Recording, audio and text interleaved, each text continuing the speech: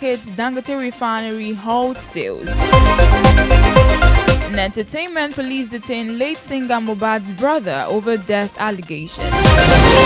And finally, on the sport news, Super Eagles keeper Trist Ekong vows victory for Super Eagles against Rwanda.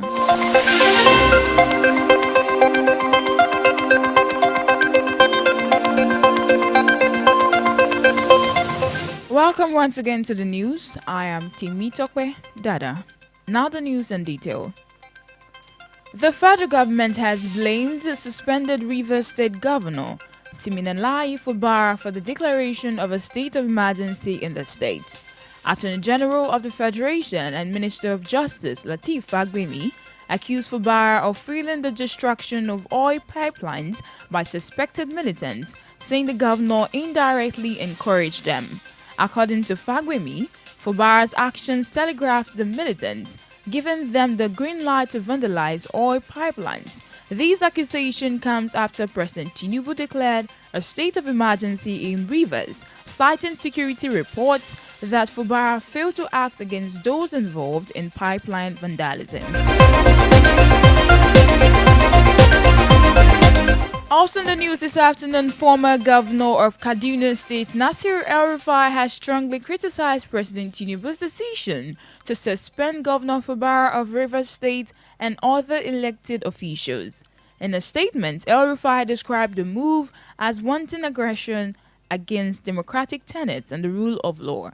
He acknowledged the need for urgent action to address security challenges in Rivers, but argued that declaring a state of emergency should not lead to dismantling democratic structures. El-Rufai's statement comes as a strong rebuke to the president's decision, which has sparked intense debate. The former governor's comment highlights the growing concerns about the implications of the state of emergency on democracy and the rule of law in Rivers State.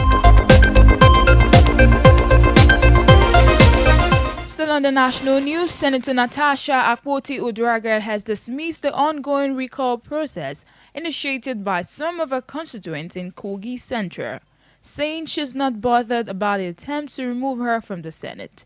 According to a media aide, Israel, the recall process has been sponsored by fifth columnist and won't stand. The recall process, which began on Wednesday in the Okehi local government area, has seen some electorates restrain their support for the recall.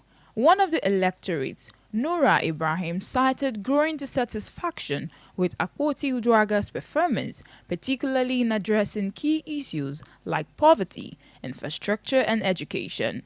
Natasha's aide described the recall attempts as futile, stating that the senator has no intention of engaging with her distractors.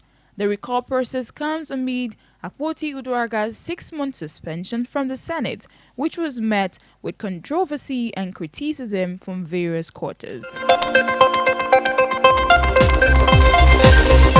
Moving on to the African news coming from the Democratic Republic of Congo.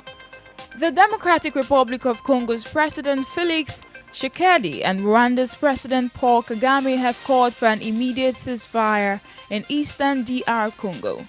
This comes after the two leaders held direct talks in Qatar, marking the first time they've met since the Rwanda-backed M23 rebels escalated their offensive in the region. The conflict has reportedly claimed 7,000 lives since January. The ceasefire call is a significant development, but it's unclear whether the M23 rebels will heed it. The group refused to attend peace talks in Angola on Tuesday, casting doubt on their willingness to negotiate.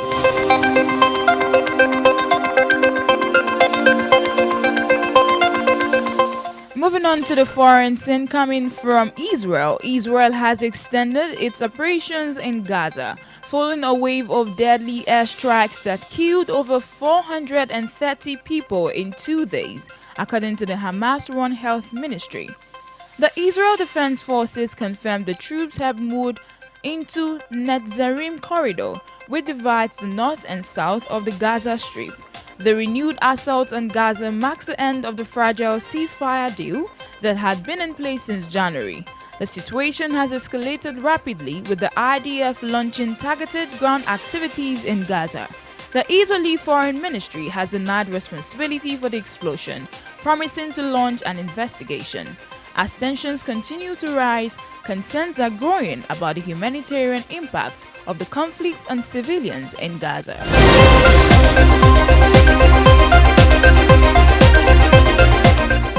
And coming from Canada, 4 Canadians have been executed in China for drug-related crimes, according to Canadian authorities. The individuals who were dual citizens have not been named.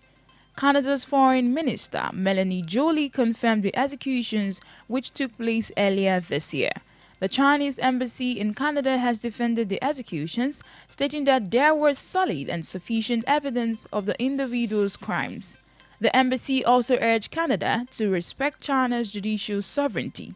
However, the move is likely to further strain relations between the two countries, which have been tense in recent years. The executions have sparked concern among pundits who fear a turndown in Canada-China relations. The Chinese embassy has also criticized Canada for making irresponsible remarks about the executions.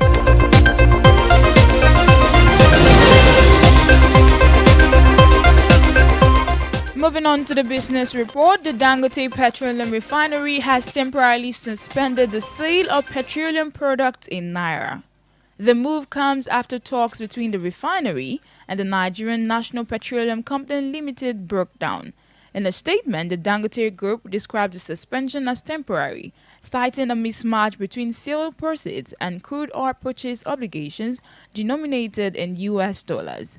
As a result, the cost of loading petrol at private depot in Lagos has jumped to 900 naira per litre, up from less than 850 naira per litre before the announcement.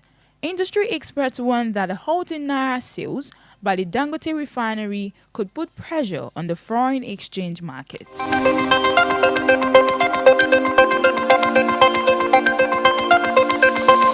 In entertainment, the younger brother of late singer Mohbad, Ilerioluwa Aloba, also known as Adura, has been arrested by the Nigerian police.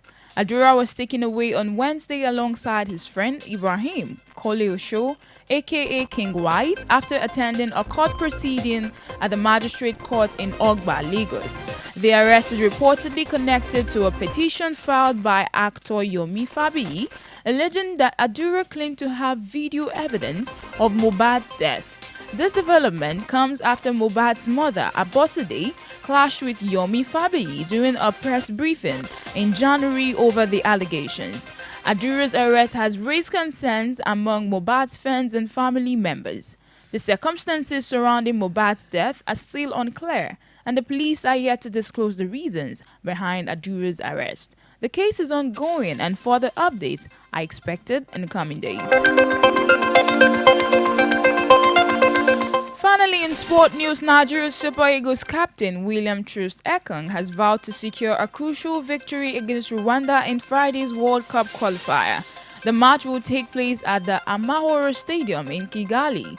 Ekong stated that the team is focused on restoring Nigeria's campaign and picking up 3 vital points. The Super Eagles captain acknowledged that Nigeria has struggled against Rwanda in the past, with their last match in Kigali ending in a scoreless draw. However, Ekong emphasized that the team cannot afford a draw this time around. He expressed confidence in the team's ability to achieve victory and bring momentum back to their campaign. Nigeria is yet to achieve a victory over Rwanda in the latest home victory, with their last win dating back 20 years. Despite this history, Ekong remains optimistic, stating that the team's priority is qualifying for the FIFA World Cup. And that'll be all for now on the World News at noon on Auto 103.5 FM. Before we go, here is a recap of the major stories. On the national news this afternoon, we informed you the federal government is blaming suspended Governor Fubara for pipeline vandalism. And on the African news, Democratic Republic of Congo and Rwanda are meeting for a ceasefire in Qatar. On the foreign scene, Canada has confirmed execution of 4 nationals in China. In business, Naira crisis hits petroleum markets as Dangote refinery halts sales. In entertainment, police has detained late singer Mohbad's brother over death allegations. And finally, on the sport news, Super Eagles keeper Trunst Ekanga's vowed victory for Super Eagles amidst Rwanda.